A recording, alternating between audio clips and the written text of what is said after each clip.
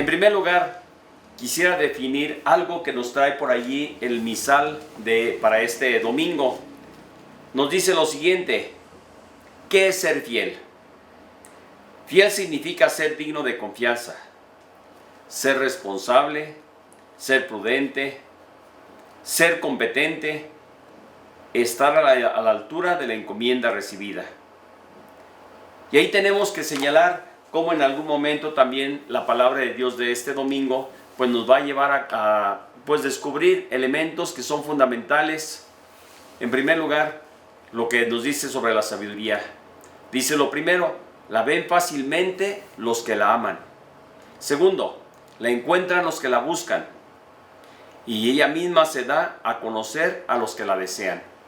Vean cómo el escritor sagrado pues nos va dando ahí una muestra de lo que en algún momento es esta parte de la lectura, y que de alguna forma pues lleva a enriquecer también toda nuestra vida, nos lleva a descubrir ese gran valor en el cual pues tenemos que estar sobre todo muy conscientes de lo que en algún momento nos presenta para nosotros hoy este llamado. Si estamos atentos a lo que es la sabiduría de Dios, tenemos que encontrar una respuesta también, ya que la sabiduría en algún momento significa equilibrio, armonía, significa también conjugar el corazón con nuestra cabeza, significa en algún momento aprender las experiencias que vamos acumulando desde el pasado, sin perder la capacidad de asombrarnos el día de hoy. Vemos nuestra historia, vemos nuestra vida personal, y ciertamente tenemos que encontrar a través de la persona, a través del tiempo, a través de la experiencia, cosas muy buenas, maravillosas, pero también de gran responsabilidad. Hoy podemos decir que en algún momento en la vida humana tenemos mucha gente, e incluso entre nosotros mismos, personas que vivimos como si no tuviéramos en algún momento experiencia, y la experiencia de la vida es lo que nos hace ser sabios. Querámoslo, no es parte de ese caminar, pero a veces no lo vamos asimilando, no lo vamos siendo nuestro, y como dice, no sacamos de nuestro morral cosas antiguas y las ponemos en el presente, como también cosas nuevas, y las vamos en algún momento viviendo. Estaba leyendo hace rato un poquito por allí creo que es un escritor de opinión, más o menos diríamos así, como en algún momento él decía este detalle: en la vida política, George Washington, que fue de los primeros, sobre todo Lincoln, entre otros, pero más bien George Washington fue el que de alguna forma, pero fue de los padres fundadores de Estados Unidos, decía que él había tomado de la experiencia de la vida y sobre todo algunas notas de las cuales él encontraba qué era la sabiduría, qué era la prudencia, y decía, y ponía toda ahí una serie de datos que entre más o menos 10 puntos, y decía: un buen gobernante tiene que tener estas características. Y entre otras cosas decía: ser prudente, ser atento, ser respetuoso, ser amable, ser cuidadoso para decir las cosas. Y yo me agarré pensando un poquito sobre todo en ese sentido. Y nuestros gobernantes, nuestro gobernante principal, creo que le faltan todos esos. Pues sí.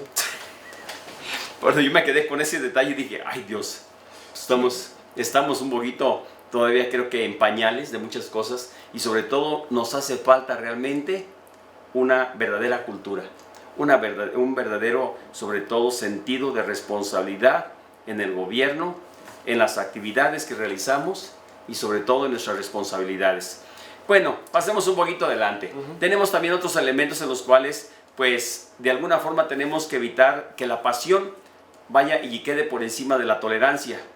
Tenemos que mirar también, evitar burlas, evitar todas aquellas en algún momento, caminos de polarización, como lo hemos estado viendo y los hemos estado escuchando, y lo que decíamos al principio, juntamente ahorita con lo que está diciendo el señor presidente de Estados Unidos, que está polarizando todo y queriendo, como dicen los de Jalisco, aunque pierda, Jalisco arrebata.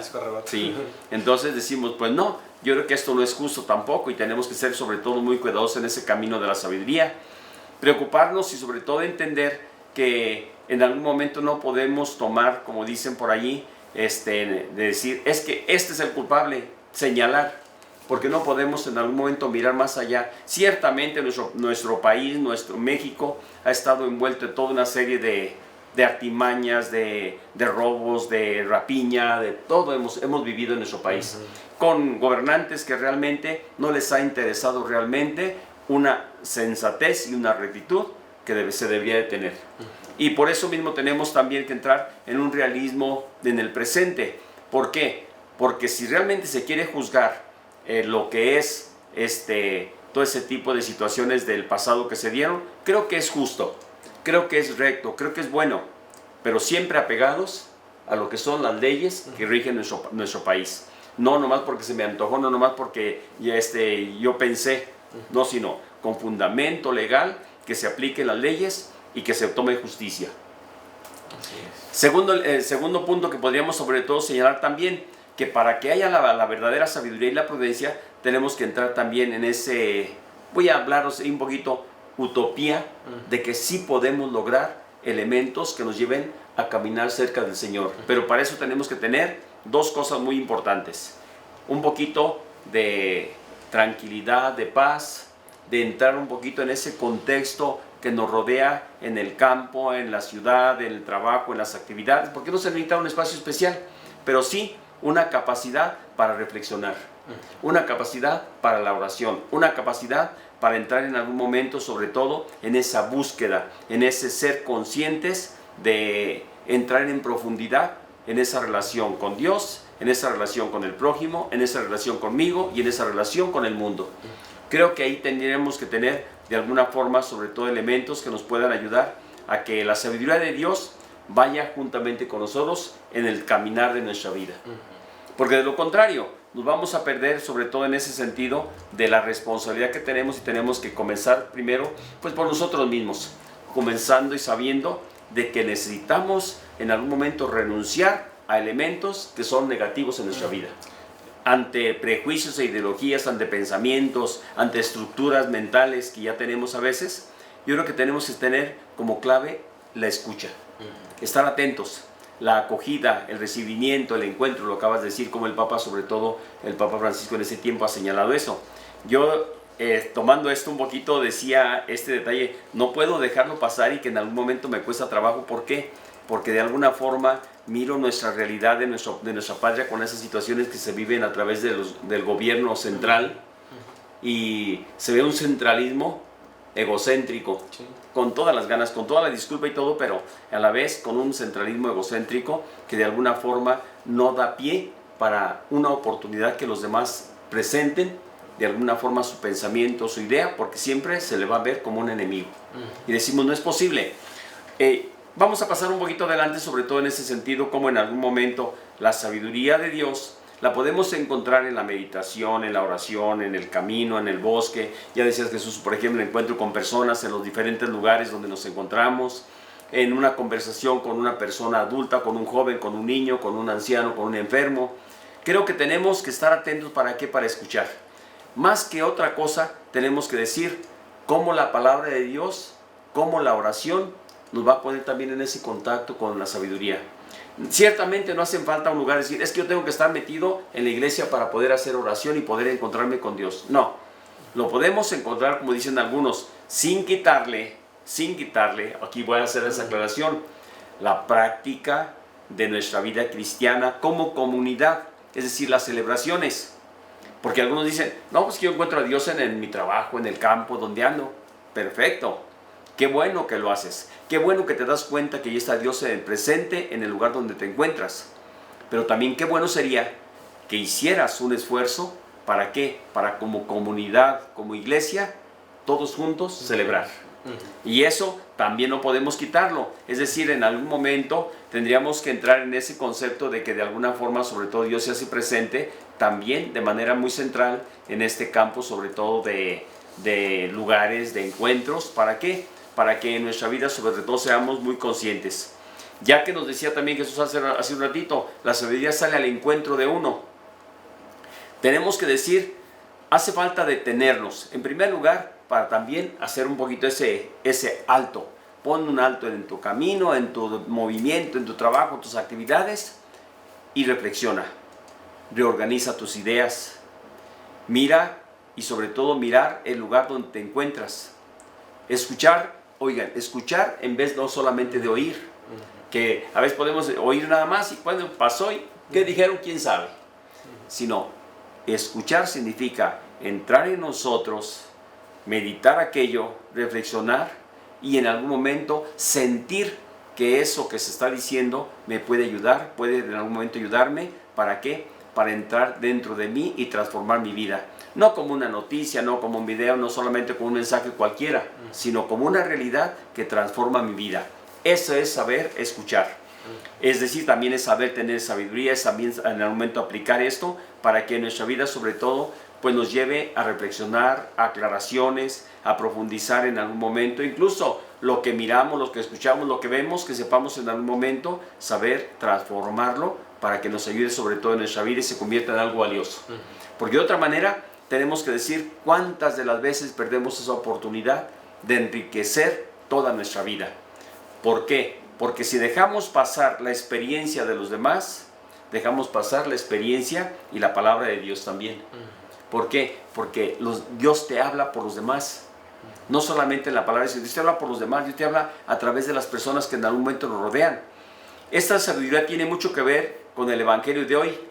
Lo encontramos a través de las jóvenes que se quedan sin aceite, se les llama necias, es decir, que no tienen conocimiento de sabiduría. Pero también Mateo nos dice, necio es aquel que construye su casa sobre arena y no sobre roca firme. Pero también tendríamos que decir, por otra parte, como en algún momento de nuestra vida pareciera egoísta. Cosa curiosa. Oye, pues ¿qué les costaba con darle un poquito de una, de otra y darles un poquito a ellas?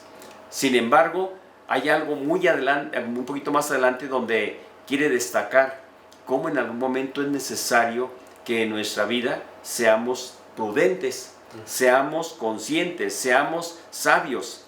Porque si no vamos a dejar, va a ocurrir lo que ha venido ocurriendo en nuestra patria. Vuelvo a recordar un poquito, me regreso a esas situaciones que vivimos en nuestra patria en el pasado, donde la sabiduría parecía que estaba fuera de lugar y de alguna manera era solamente aprovechate de hoy que tienes este puesto. Acumula, destruye, roba, por ahí dice un dicho, ¿cómo?